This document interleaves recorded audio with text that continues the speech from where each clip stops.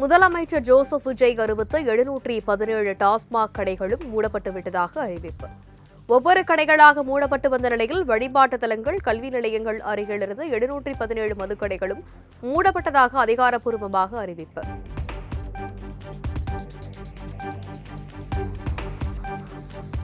மின்சார வாரியத்தின் முக்கிய கோப்புகள் அடங்கிய ஹார்ட் டிஸ்க் திருடப்பட்ட விவகாரத்தில் மேலும் ஒருவர் கைது. ஏற்கனவே கைதான கோபிநாத்திடம் ஹார்ட் டிஸ்குகளை வாங்கிய பெங்களூரைச் சேர்ந்த மனோகர் கைது செய்து விசாரணை.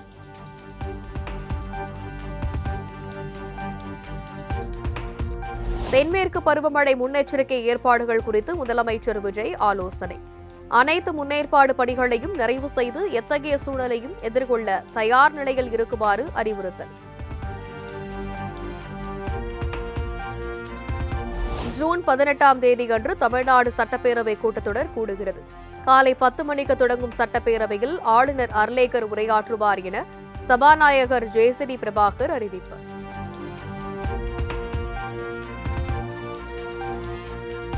முதலமைச்சர் விஜய் தலைமையில் தமிழக அமைச்சரவை கூட்டம். பட்ஜெட் தயாரிப்பு மற்றும் புதிய திட்டங்களுக்கு ஒப்புதல் கொடுப்பது குறித்து ஆலோசனை.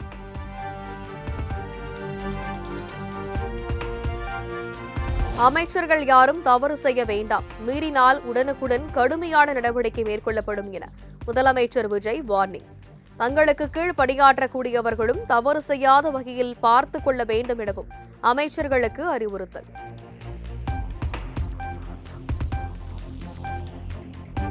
அமைச்சர்கள் துறை ரீதியாக மக்கள் நலன் சார்ந்த திட்டங்களை விரைந்து செயல்படுத்த நடவடிக்கை எடுக்க வேண்டும். தமிழக அமைச்சரவை கூட்டத்தில் முதலமைச்சர் விஜய் அறிவுறுத்தல்.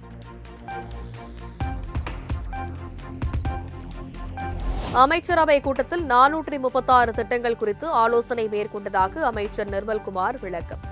லஞ்சமில்லாத ஆட்சி, போதையில்லா தமிழகம் குறித்து முதலமைச்சர் பல்வேறு அறிவுறுத்தல்களை வழங்கியதாக பேட்டி.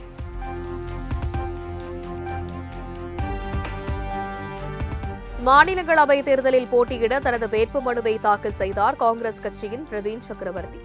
தவேக காங்கிரஸ் கூட்டணி வேட்பாளராக பிரவீன் சக்கரவர்த்தி முதலமைச்சர் விஜய் மற்றும் அமைச்சர்கள் முன்னிலையில் வேட்புமனு தாக்கல் செய்தார்.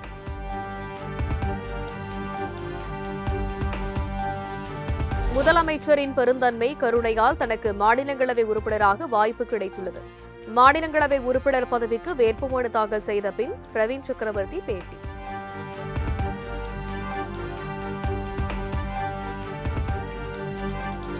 இந்தியா கூட்டணியில் தவேக இடம்பெறுமா என 2 நாட்களில் தேசிய தலைவர்கள் அறிவிப்பார்கள். காங்கிரஸ் கட்சியின் தேசிய செயலாளர் நிவேதித் ஆல்வா பேட்டி.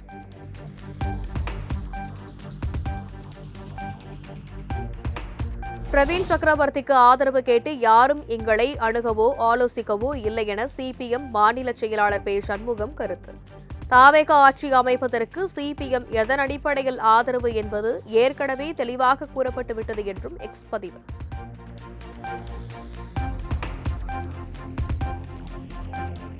மாநிலங்களவை உறுப்பினர் பதவிக்கு வேட்பாளராக அறிவிக்கப்பட்ட பிரவீன் சக்கரவர்த்திக்கு மார்க்சிஸ்ட் கம்யூனிஸ்ட் கட்சி கட்டணம். தவேக கூட்டணியில் காங்கிரஸ், விசிக, ஐயுஎம்எல் இவற்றுடன் சிபிஐ, சிபிஎம் சேர்க்கப்பட்டதாக பிரவீன் கூறுவது அதிக பிரசங்கித்தனம் என்று காட்டும்.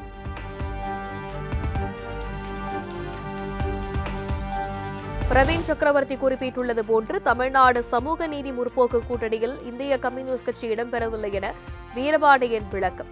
பிரவீன் சக்கரவர்த்தியின் வலைதள பதிவு தவறானது எனவும் அறிக்கை.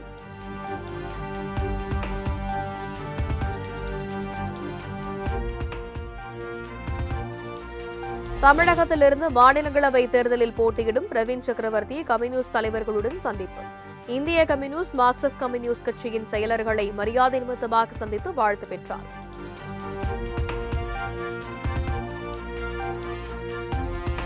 தமிழ்நாட்டில் உள்ள அனைத்து மக்கள் மனதிலும் சாதிவாரி கணக்கெடுப்பு நடத்த வேண்டும் என்ற எண்ணம் உள்ளது.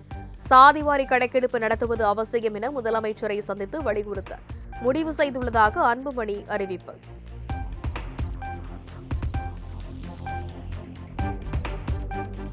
தமிழக பாஜகவின் முன்னாள் தலைவர் அண்ணாமலை புதிய கட்சி தொடங்குகிறார். புதிய பாதையில், புதிய இயக்கத்தில் பயணிக்க உள்ளதாகவும் ஆனந்தமாக அரசியல் இயக்கத்தை தொடங்குவதாகவும் அண்ணாமலை அறிவிப்பு.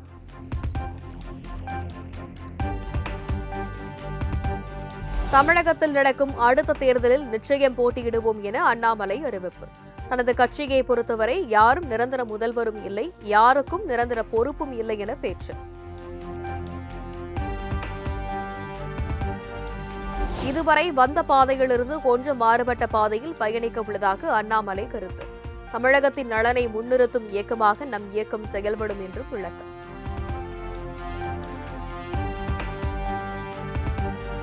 கடந்த 2020ஆம் ஆண்டின் போது நடிகர் ரஜினிகாந்த் அரசியல் கட்சி தொடங்க காத்திருந்த போது அவரது இயக்கத்தில் இணைய வாய்ப்பு வந்தது. ரஜினிகாந்தின் அழைப்பை ஏற்காமல் பாஜகவில் இணைந்ததாகவும் விளக்கம்.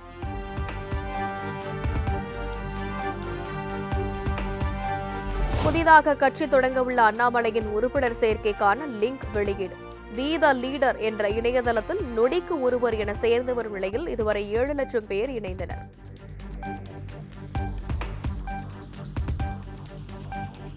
தமிழக பாஜக முன்னாள் தலைவர் அண்ணாமலையின் ராஜினாமா கடிதத்தை ஏற்றார் பாஜக தேசிய தலைவர் நிதின் நவீன். பிரதமர் மோடி, மத்திய உள்துறை அமைச்சர் அமித் ஷா ஆகியோரை சந்தித்து பாஜகவில் இருந்து விலகுவதாக அறிவித்த நிலையில் ராஜினாமா ஏற்பு.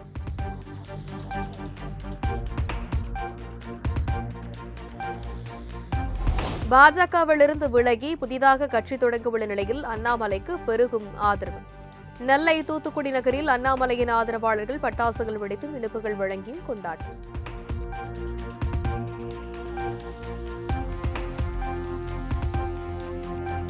டெல்லியிலிருந்து சென்னை திரும்பிய அண்ணாமலைக்கு உற்சாக வரவேற்பு. புதிய அரசியல் இயக்கம் தொடங்குவது குறித்த அறிவிப்பை வெளியிட்டுள்ள நிலையில் சென்னை வருகை.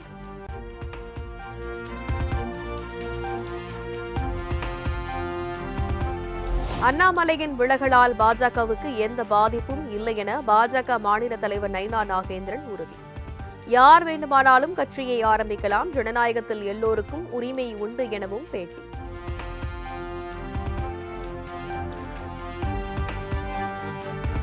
பாஜகவிலிருந்து விலகி அண்ணாமலையின் இயக்கத்திற்கு ஆதரவளிப்பதாக கட்சியின் துணைத் தலைவர் கருநாகராஜன் அறிவிப்பு. அண்ணாமலைக்கு அணிலாக இருந்து உதவுவோம் எனவும் பேட்டி.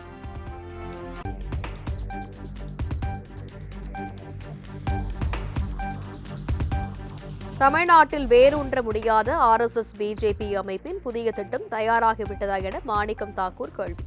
பெயர் மட்டும் புதிதாக இருக்கலாம், கொள்கை, கட்டுப்பாடு, நோக்கம் அதே பழையதா என அண்ணாமலை புதிய கட்சியை மறைமுகமாக குறிப்பிட்டு பதிவு.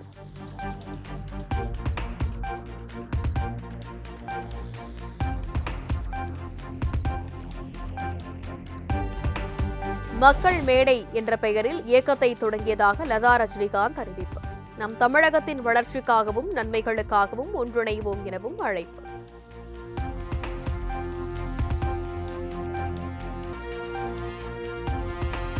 நோட்டீஸ் போர்டில் கல்வி கட்டண விவரங்களை வெளியிடுவதை எதிர்த்த வழக்கு. தனியார் பள்ளிகள் தொடர்ந்த வழக்கிற்கு தமிழக அரசு பதிலளிக்க சென்னை உயர்நீதிமன்றம் உத்தரவு.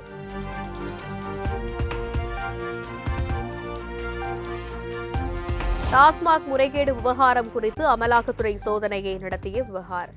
அமலாக்கத்துறை மேல்முறையீட்டு தீர்ப்பாயத்தை அடுத்து திரைப்பட தயாரிப்பாளர் ஆகாஷ் பாஸ்கரனுக்கு சென்னை உயர்நீதிமன்றம் உத்தரவு.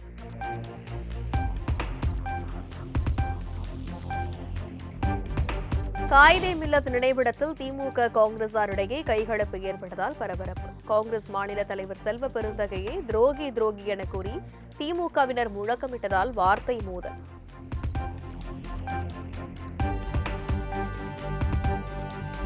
தமிழ்நாடு காங்கிரஸ் தலைவர் செல்வ பெருந்தகையின் சட்டையை பிடித்து இழுத்து திமுகவினர் அராஜகம். காயிதே மில்லத் பிறந்தநாள் விழா நிகழ்ச்சியில் திமுகவினர் அடாவடித்தனர்.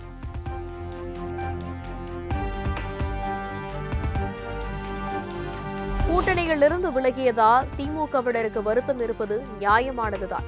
திமுக காங்கிரஸ் இடையேயான பிரிவை இதற்கு மேல் புரிமைப்படுத்த வேண்டாம் என செல்வ பெருந்தகை கருத்து.